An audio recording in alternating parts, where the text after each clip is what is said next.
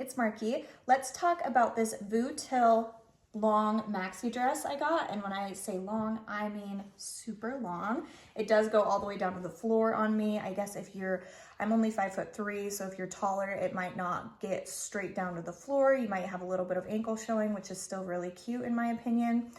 It's a really great material. It is polyester and spandex, super breathable and super stretchy. It does have more of this little rounded neck, and then it does have spaghetti straps.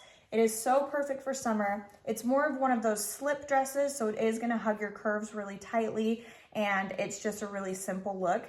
The bottom of it does flare out to give a little bit of a mermaid effect, which I think is really pretty, and that makes it so you can kind of dress it up or dress it down.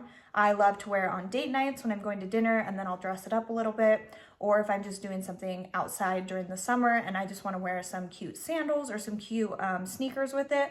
It looks so cute either way. So I will try this on for you just so you can see what it looks like, and I will be right back. Okay, so now that you've seen what it looks like on, it's really flattering, really pretty, and I hope this was helpful. Thank you.